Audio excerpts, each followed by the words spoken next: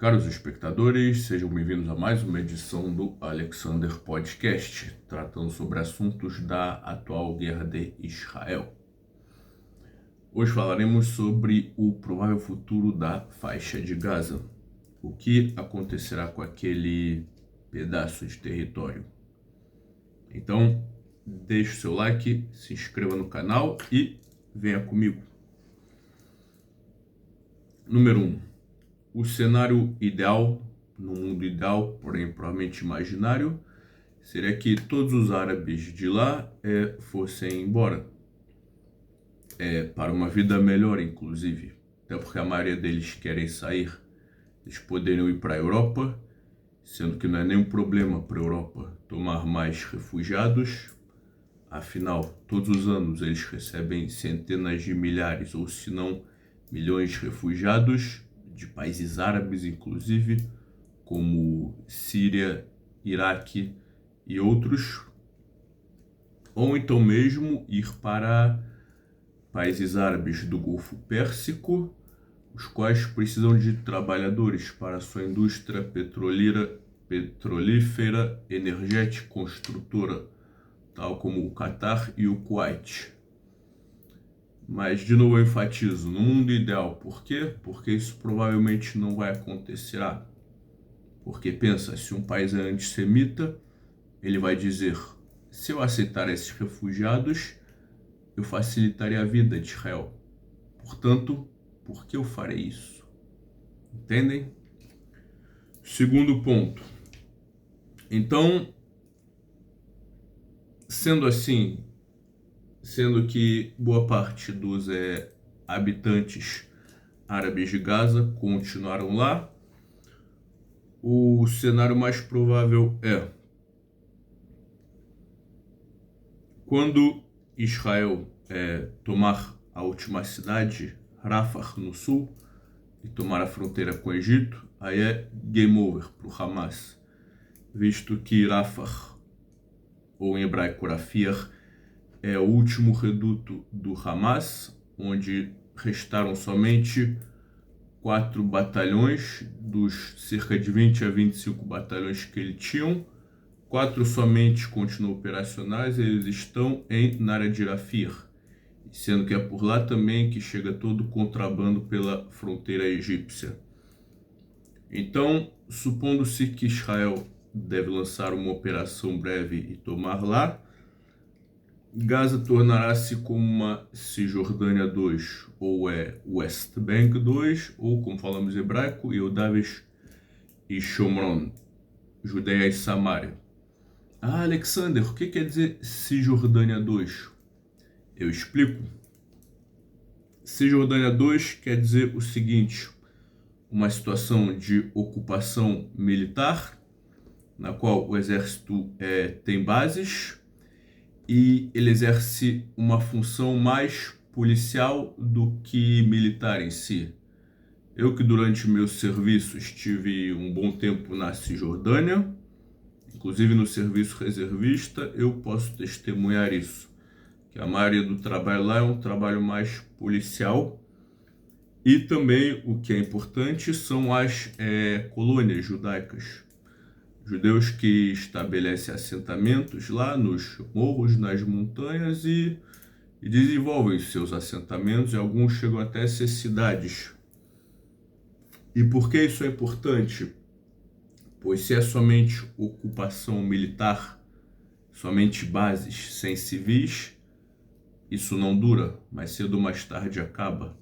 Prova isso são os americanos no Afeganistão, até mesmo os soviéticos no Afeganistão, os americanos no Iraque e outros exemplos, os americanos no Vietnã e tudo mais. Pois quando você tem população civil, essa população ela torna-se o suporte para o exército, né? E isso que acontece, por exemplo, na Judéia e Samária. Muitas vezes as bases em que íamos descansar ou quem acolhia a gente fornecia alimentos e todo tipo de material, quer dizer, a não ser material militar, como armas e outros, mas quase todo o resto eram os civis da área. Então isso cria uma conexão,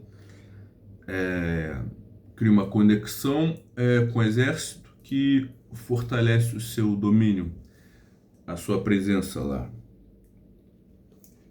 Então falamos isso, ou seja, Gaza se tornará provavelmente um lugar em que Israel ocupará militarmente, chamará judeus para restabelecer colônia, lembrando que as colônias de Gush Katif, elas foram estabelecidas após a Guerra dos 6 Dias, né? Depois de 1967, e em 2005 o governo israelense retirou à força todo mundo. Por isso que chama isso de restabelecimento e volta. Certo? E o terceiro importante ponto ok, Alexander, tudo bom, você falou do exército, você falou sobre trazer judeus para morar e sobre os árabes que ficaram lá. Portanto, o cenário ideal, se Israel agir esperto, agir de maneira correta, deve estabelecer uma cantonização, ou regime das Hamulot. O que quer dizer cantonização? É dividir o território onde vivem os árabes em Gaza, dividir por vários cantos, assim, vários pequenos territórios, no qual quem governa tal território são as famílias fortes ou o clã forte do local, ou em árabe se chama Hamula. Lembrando que faremos um vídeo depois sobre isso, as sociedades árabes bem-sucedidas são aquelas que funcionam na base do clã forte. Clã forte que domina o local e ele tem legitimidade e ele permite um regime estável e não modelos ocidentais que foram importados para países árabes como Iraque e Síria, Iêmen, né? Isso dá menos certo no Oriente Médio e de novo falaremos disso depois. Aí você me pergunta, Alexander, mas e quem garante que se você não der poder aos clãs ou hamulas nos tais locais, quem garante que eles não vão voltar para o terrorismo? É simples. No momento que você dá poder a alguém, a essa hamula, eles se tornam o responsável pelo local. Então, se eles agora são o responsável, são o dono do pedaço, eles não querem bagunça no seu território. Assim como no Rio de Janeiro, o traficante, o chefe do morro, ele não aceita que roubem e assaltem no seu território. E coitado daquele bandido que tentar roubar lá. Pois, como ele é o governante, ele quer ordem no seu território.